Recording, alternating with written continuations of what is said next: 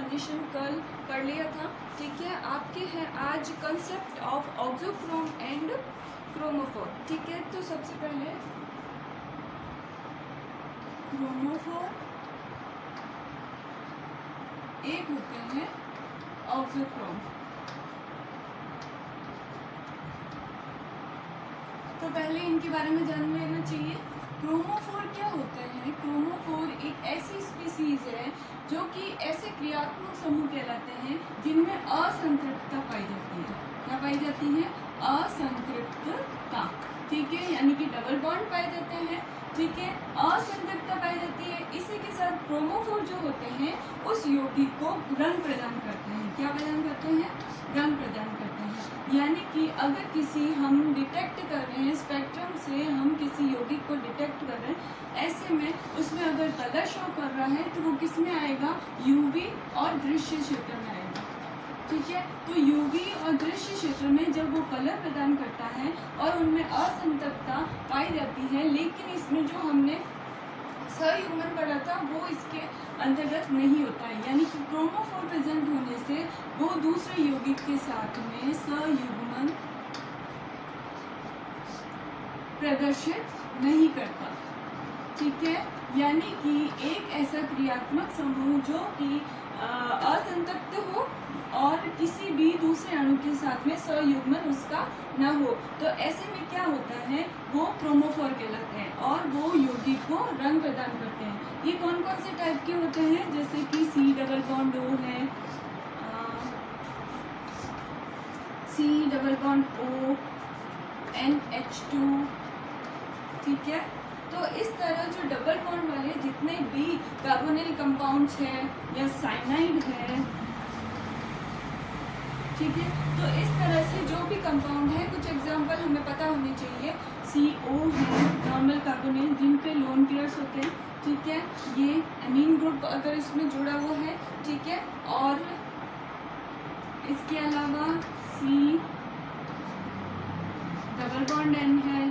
ठीक है, cyanide group. तो इस तरह से हम क्रोमोफोर को डिटेक्ट करते हैं। तो आप ये इसमें क्वेश्चन क्या होता है कि कोई भी अगर कंपाउंड दिया हुआ है उसमें अगर क्रोमोफोर प्रेजेंट है तो उसको डिटेक्ट करना है, यानी कि उसको पहचानना है कि कौन सा क्रोमोफोर है या क्रोमोफोर के कारण। अब ये क्या होता है? क्रोमोफोर के कारण जो है लैम्डा का मान इधर उधर आता है, लैम्डा उच्चिष्ट की तरफ हो जाता है। ठीक है, उसकी एनर्जी उसके बारे में जाना जाता है। किससे? क्रोमोफोर से। क्रोमोफोर हो गया। अभी आगे आता है आपके ऑक्सोक्रोम। ऑक्सोक्रोम में क्या होता है?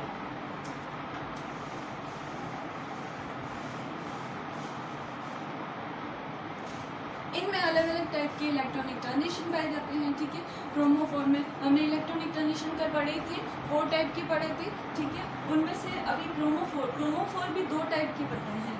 जैसे कि फर्स्ट है जिसमें जो ट्रांजिशन पाया जाता है, ये ट्रांजिशन जो है किस टाइप का पाया जाता है? पाई इलेक्ट्रॉन प्रेजेंट होने पर पाई टू पाई स्टार ट्रांजिशन। ठीक है, और सेकेंड क्रोमोफोर वे क्रोमोफोर होते हैं जिनमें N to pi star transition और pi to pi star transition दोनों प्रकार के ट्रांजिशन यानी कि संक्रमण पाए जाते हैं, इलेक्ट्रॉनिक संक्रमण पाए जाते हैं। जैसे कि हमें पता है इसकी एनर्जी का मान जो होता है कम होता है, तो इसके लिए लैम्डा मैक्स का मान कितना हो जाएगा? बहुत ज़्यादा। ठीक है, और इनके लिए इनसे इनकी एनर्जी ज़्यादा होती है। तो ठीक है, तो उस हिसाब से जिनकी एनर्जी और लैम्डा हमेशा एक दूसरे के प्रोपोर्शनल होते हैं। ठीक है, तो E इज इक्वल टू क्या था? HC अपॉन लैम्डा था। ठीक है, तो ये जो लैम्डा है उसके इन्वर्सली प्रोपोर्शनल यानी कि व्युत्क्रम में होता है। तो इस तरह से हम इनको डिटेक्ट करते हैं। अब जो पाई टू पाई स्टार है उनके कुछ एग्जांपल है, जैसे कि कोई एथलीन मॉलिक्यूल। ठीक है, एथिलीन है यानी कि डाइईन जो है इसके अंतर्गत आएंगे। 1,3-ब्यूटाडाइईन मैंने बताया था आपको। जैसे कि C double bond C double bond C। ठीक है, तो इस तरह के जो ग्रुप होते हैं वो इन फर्स्ट क्रोमोफोर वाले में आते हैं। वे क्रोमोफोर जिनमें पाई टू पाई स्टार ट्रांजिशन पाया जाता है। ठीक है, सेकेंड वे क्रोमोफोर होते हैं जिनमें इन दोनों टाइप के यानी कि n to pi star transition, ठीक है, और pi to pi star transition, ठीक है। तो इस तरह से ये दोनों टाइप के जो क्रोमोफोर्स होते हैं उनके कुछ एग्जाम्पल, जैसे कि n to pi है तो हमें पता है n यानी कि अबंधी इलेक्ट्रॉन जो कि विषम परमाणु में होते हैं, यानी कि C डबल बॉन्ड O है, ठीक है। तो ऐसे में क्या होगा, इन पे दो लोन पे है, दो लोन पे से एक इलेक्ट्रॉन चला जाएगा, ठीक है, और इस तरह से यहाँ पे ये ऐसे लगेगा, ठीक है। तो इस तरह से जो क्रोमोफोर होते हैं वो उनको डिटेक्ट कर सकते हैं। विषम परमाणु और कौन से हैं, CS है, ठीक है, CN तो है ही, ठीक है। तो इस तरह से हम इनको डिटेक्ट करके उस अणु की आकृति को, आणविक संरचना को ज्ञात कर सकते हैं। सेकंड अपन आते हैं ऑक्सोक्रोम पे। अभी ऑक्सोक्रोम क्या होते हैं, ऑक्सोक्रोम वह स्पीसीज होती हैं, ठीक है। ऑक्सोक्रोम ये वह स्पीसीज होती हैं जिसके अंदर जो क्रोमोफोर की तरह कार्य नहीं करती हैं, और ये क्या करती हैं, उस लाल मतलब विबग्योर में क्या होता है, सबसे ज़्यादा इंटेंसिटी किसकी होती है, रेड कलर की। तो ऐसे में ऑक्सोक्रोम अगर किसी कंपाउंड में प्रेजेंट होगा, किसी यौगिक में अगर प्रेजेंट होगा, तो ऑक्सोक्रोम की वजह से उस कलर की तीव्रता और अधिक आ जाएगी, यानी कि रेड की वैसे भी इंटेंसिटी ज़्यादा होती है, वो रेड कलर और भी डार्क में नजर आएगा, ठीक है। तो ऐसे जो ग्रुप्स होते हैं जैसे कि NHR है, ठीक है, NR है, तो इस तरह के जो ग्रुप्स होते हैं, या हेलोजन है FCl Br, तो ये सारे ही ऑक्सोक्रोम के एग्जाम्पल हैं, ठीक है। तो ये ऑक्सोक्रोम जब किसी कंपाउंड में प्रेजेंट होंगे तो उस कंपाउंड में इनके कारण उसकी तीव्रता यानी कि कलर की तीव्रता बहुत ही अधिक आएगी, ठीक है। तो ये जो तीव्रता है ये इलेक्ट्रॉन दाता समूह के कारण होती है, ठीक है। तो ऑक्सोक्रोम को क्या कहा जाता है, इलेक्ट्रॉन ग्राही, ठीक है। ऑक्सोक्रोम एक ऐसा क्रियात्मक समूह होता है जो कि इसकी उपस्थिति में अवशोषण जो होता है स्पेक्ट्रम देगा, ब्रॉड बैंड आते हैं, अवशोषण के स्पेक्ट्रम हमेशा ब्रॉड में आते हैं। ऐसे में ये ऑक्सोक्रोम की वजह से उनकी इंटेंसिटी यानी कि ये ब्रॉड बैंड आ रहा है, ठीक है, लेकिन उसकी इंटेंसिटी बढ़ जाएगी, तीव्रता बढ़ जाएगी। तो ऐसे में इस टाइप यानी कि वो शिफ्ट विस्थापन प्रदर्शित करेगा ऊपर की ओर, ठीक है, जिसे बोलते हैं हाइपरक्रोमिक, ठीक है। तो इसी तरह ये ऑक्सोक्रोम्स होते हैं, इनमें अलग अलग टाइप के ट्रांजिशंस पाए जाते हैं, ठीक है। तो जैसे कि नाइट्रोबेंजीन लेते हैं, नाइट्रोबेंजीन नॉर्मली जो नाइट्रोबेंजीन होता है एक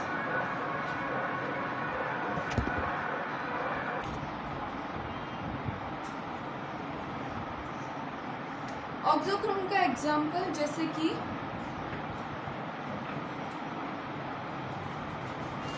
नाइट्रोबेंजीन, ठीक है, ये है आपके नॉर्मल नाइट्रोबेंजीन। नाइट्रोबेंजीन यानी कि नाइट्रो ग्रुप, इसमें क्या होता है, एक क्रोमोफोर होता है, ठीक है। ऐसे में इसकी जो लेम्डा मैक्स का मान होता है वो कितना आता है, 268 nm, ठीक है। लेकिन जब इस नाइट्रोबेंजीन में ये तो जुड़ा हुआ ही है, ठीक है, इसके साथ ही इसके अंदर अगर एनिलीन जुड़ जाए यानी कि अमीन ग्रुप जुड़ जाए तो इसकी वजह से जो है ये एक टाइप का ऑक्सोक्रोम है, ठीक है। तो ये NH2 की वजह से इसका जो लेम्डा मैक्स का मान है वो अधिक आ जाता है, यानी कि 381।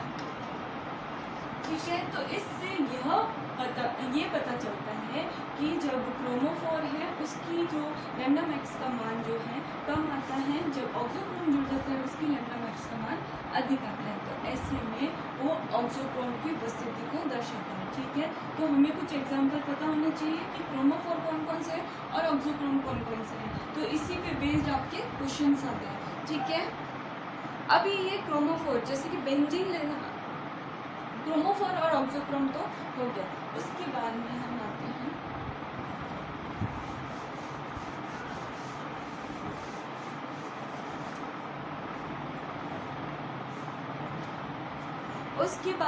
अब क्या होता है कि ये जो ऑक्सोक्रोम और क्रोमोफोर है, ठीक है, इनकी वजह से इनके विस्थापन प्रदर्शित होते हैं, इनकी लैम्डा मैक्स का मान अलग अलग आते हैं। तो ये जो लैम्डा मैक्स और ई मैक्स यानी कि जब कोई ग्राफ हम पुट करते हैं, यानी कि इस तरफ अगर लैम्डा मैक्स की वैल्यू है यानी कि वेवलेंथ है और एक तरफ जब एनर्जी चलती है, ठीक है, तो ऐसे में जब कोई ग्राफ होता है तो हमें पता है एक बैंड मिलता है हमें।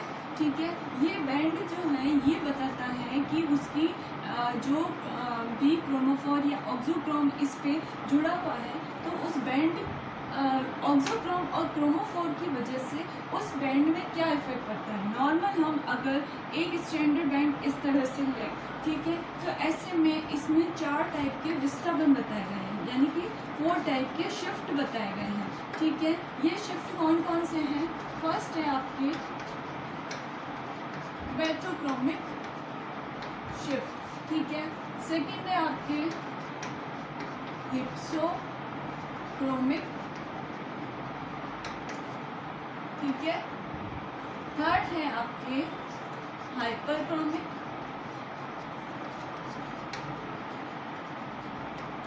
और लास्ट है हाइपोक्रोमिक।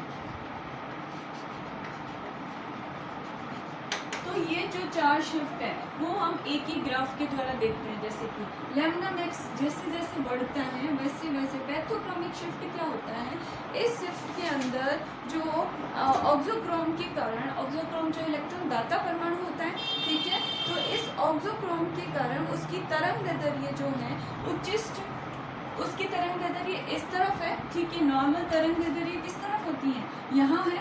तो ऐसे में जब लैम्डा वेवलेंथ जैसे जैसे बढ़ती है उसका लैम्डा मैक्स का मान, इस शिफ्ट के अंदर लैम्डा मैक्स का मान इस जगह से विस्थापित होकर आगे की तरफ बढ़ जाता है, यानी कि ये इस जगह पे अपना विस्थापन प्रदर्शित करता है। तो ऐसे जो विस्थापन होते हैं पैथोक्रोमिक शिफ्ट कहलाते हैं।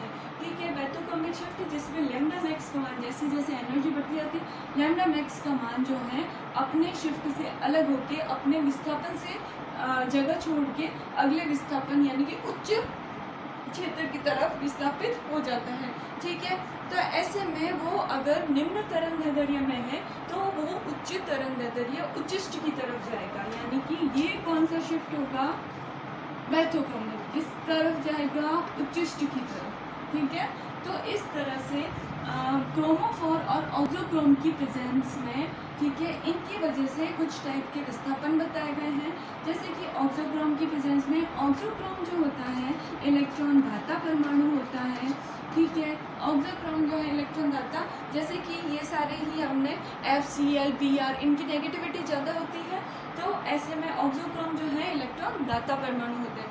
ठीक है, तो इनके अंदर ऑक्सोक्रोम के कारण जो निम्न तरंगदैर्ध्य वाली लैम्डा है, निम्न तरंगदैर्ध्य है, वो उच्च तरंगदैर्ध्य की तरफ विस्थापित हो जाती है और उच्चिष्ट को दर्शाती है। ऐसा शिफ्ट कौन सा शिफ्ट कहलाता है, पैथोक्रोमिक शिफ्ट कहलाता है। ठीक है, इसके जैसे कि कोई एग्जाम्पल, जैसे हमने एथिलीन,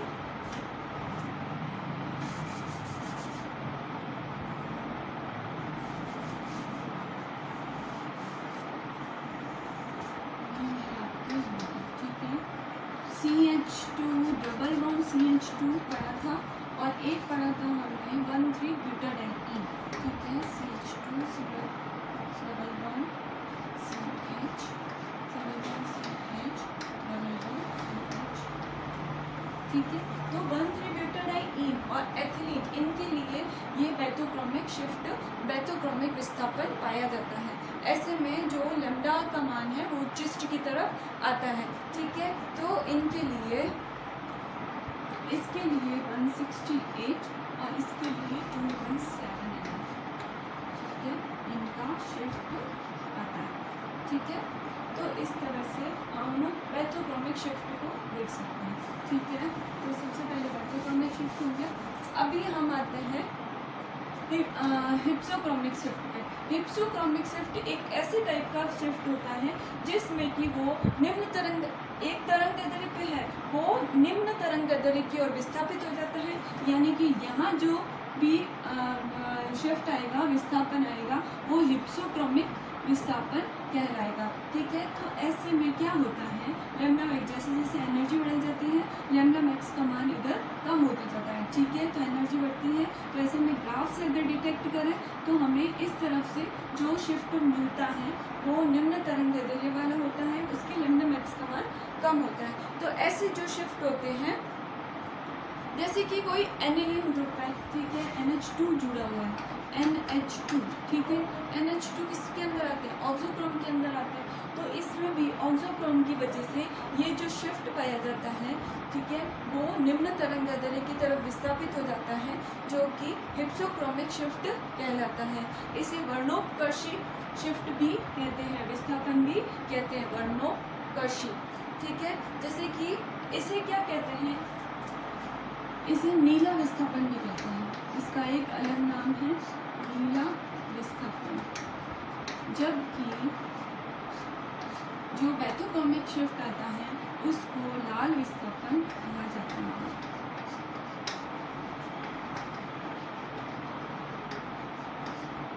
ठीक है, तो इस तरह से ये जो निम्न क्षेत्र की ओर वो नीला विस्थापन है, उच्चिष्ट की ओर अगर बैथोक्रोमिक शिफ्ट बताता है तो उसे लाल विस्थापन कहते हैं। तो इन दोनों से हमें लैम्डा मैक्स से पता चल रहा है, रेड की इंटेंसिटी ज़्यादा होती है जबकि ब्लू की इंटेंसिटी जो है कम होती है, इसलिए निम्न तरंग दैर्ध्य की ओर और ये उच्च तरंग दैर्ध्य की। इसी के अकॉर्डिंग इसका नाम है नीला विस्थापन और लाल विस्थापन। ठीक है, तो इस तरह से इनके अंदर विस्थापन पाया जाता है। इसका एग्जाम्पल हिप्सोक्रोमिक का जैसे एनिलीन है। एनिलीन में क्या होता है कि ये अम्लीय माध्यम में प्रोटोनीकृत हो जाता है। ठीक है, NH2 है, ठीक है, ऐसे में एक हाइड्रोजन जो है अगर उसको अम्लीय माध्यम में रखा जाए तो वो प्रोटोनीकृत यानी कि एक हाइड्रोजन निकल जाएगा। ऐसे में क्या होगा, एक हाइड्रोजन जुड़ जाएगा। ऐसे में जो नॉर्मल NH2 मॉलिक्यूल है, ठीक है, जिस पे एक लोन पेयर है, ऑक्सोक्रोम है, ठीक है, ऐसे में प्रोटोनीकरण जब होगा तो एक हाइड्रोजन इसके साथ में जुड़ जाएगा, ठीक है, प्लस हो जाएगा। ठीक है, तो ये जो हाइड्रोजन इसमें इस वजह से ये लोन पेयर हट जाएगा, तो ये किस टाइप का NH3 लोन पेयर हट गया, इस पे पॉजिटिव चार्ज आ गया। तो इस अम्लीय माध्यम में प्रोटोनीकरण के कारण एनिलीन में जो प्रोटोनीकरण हो जाता है उस वजह से ये NH3+ में बदल जाता है और लैम्डा मैक्स जो है कम तरंग दैर्ध्य की ओर विस्थापित हो जाता है।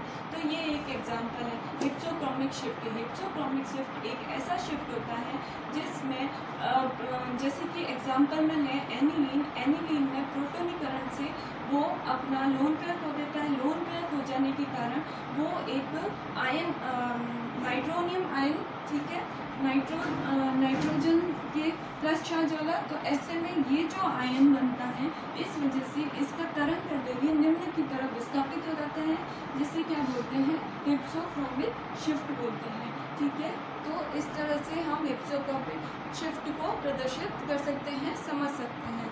तो ऐसे में क्या होता है, इनमें क्या होता है, सयुग्मन हट जाता है। सयुग्मन इसी को बोलते हैं लोन पेयर की प्रेजेंस। ठीक है, तो सयुग्मन यानी कि या तो ये हो या डबल बॉन्ड हो, तो ऐसे में ये सयुग्मन को प्रदर्शन करते हैं। तो ये जो डबल लोन पेयर हट जाता है और इस पर प्लस चार्ज आ जाता है, तो इस वजह से इसका लोन पेयर हट जाता है, सयुग्मन हट जाता है। ठीक है, तो सयुग्मन हट जाता है और इसमें जो है इलेक्ट्रॉन ग्राही प्रतिस्थापन होता है। किस टाइप का प्रतिस्थापन होता है, इलेक्ट्रॉन ग्राही। ठीक है, तो इस तरह से ये हम हिप्सोक्रोमिक शिफ्ट को समझ सकते हैं।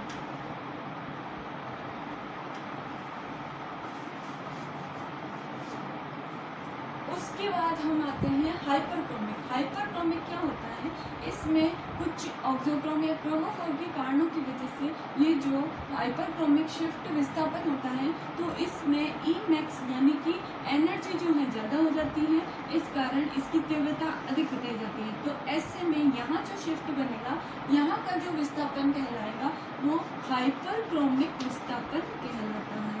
ठीक है, तो हाइपरक्रोमिक विस्थापन में क्या होता है, इसमें अवशोषण बैंड की तीव्रता जो है, ये एक बैंड है, अवशोषण बैंड है, इसकी तीव्रता में वृद्धि हो जाती है।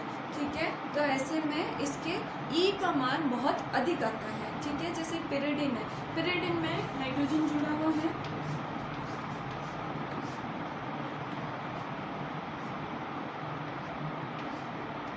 ये है आपके पिरिडिन मॉलिक्यूल। ठीक है, तो इसके अंदर ई मैक्स का मान जो होता है ना 275।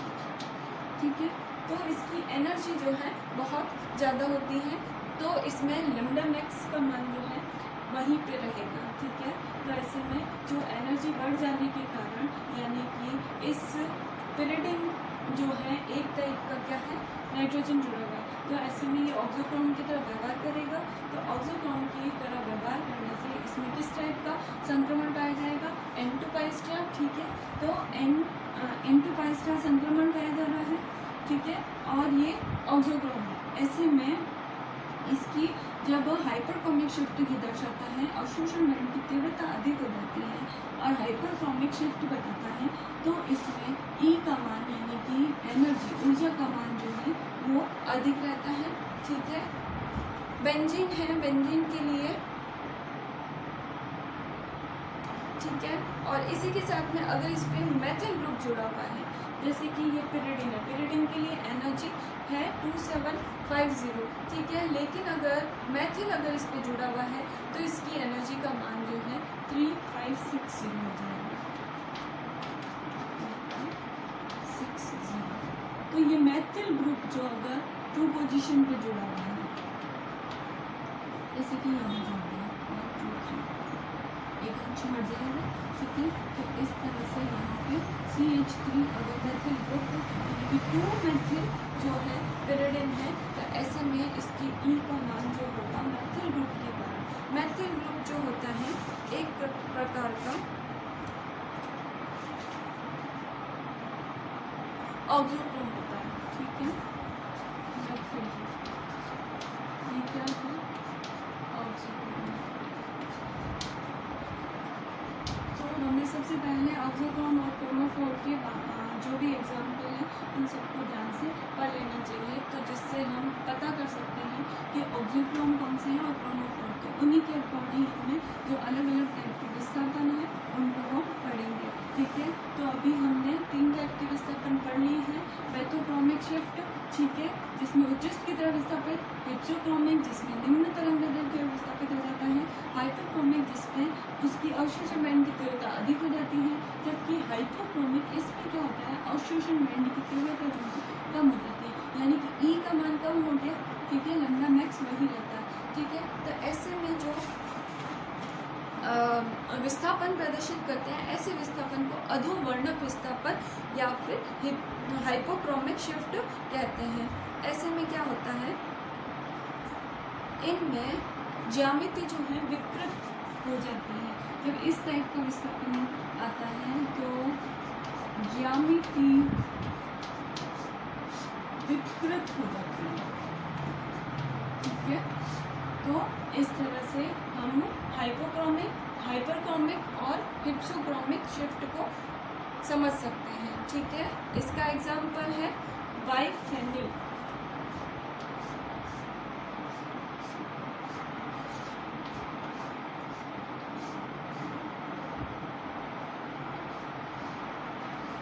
ठीक है, इस पे सबसे पहले नॉर्मल बाइफेनिल है और एक है 2-मेथिल बाइफेनिल। ठीक है, तो बाइफेनिल में जो ई मैक्स का मान है 19,000 आता है।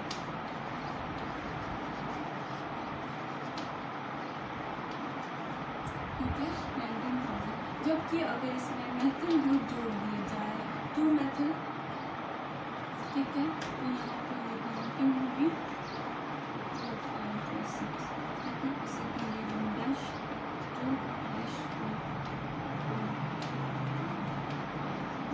ठीक है। तो इस तरह से ये बाइफेनिल का मॉलिक्यूल है जिसके अंदर ईमैक्स का मान 19,000 होता है।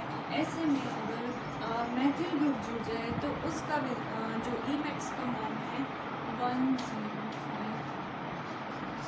ठीक है। तो इनमें ज्यामिति एक तो विपरीत हो जाती है, दूसरा इसमें हिप्सो हाइपोक्रोमिक शिफ्ट की वजह से इनमें कमी आ जाती है, तो ईमैक्स के मान में भी कमी आ गई, ठीक है। तो इस तरह से हम क्रोमोफोर और ऑक्सोक्रोम को समझ सकते हैं। तो क्रोमोफोर वो होते हैं जिनमें पाई टू पाई स्टार इलेक्ट्रॉनिक संक्रमण पाया जाता है।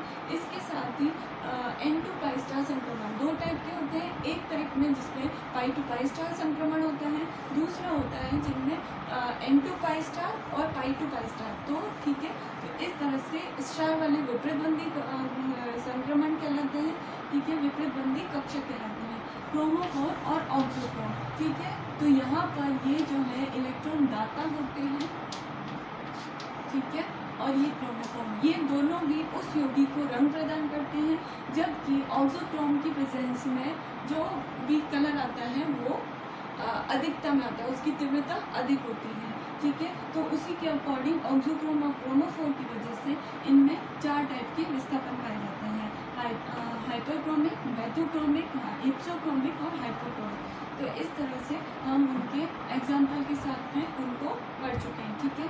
तो मैथोक्रोमिक शिफ्ट जो होता है उच्चिष्ट की तरफ चला जाता है, ठीक है। तो इस तरह से हम इनको समझ सकते हैं, जैसे कि नाइट्रोबेंजीन है, ठीक है। तो नाइट्रोबेंजीन में एक एनिलीन ग्रुप यानी कि एक ऑक्सोक्रोम जुड़ गया, जिसकी वजह से उसका विस्थापन उच्चिष्ट की तरफ आ गया, तो उनमें अलग अलग तरंग दैर्ध्य आ जाती है।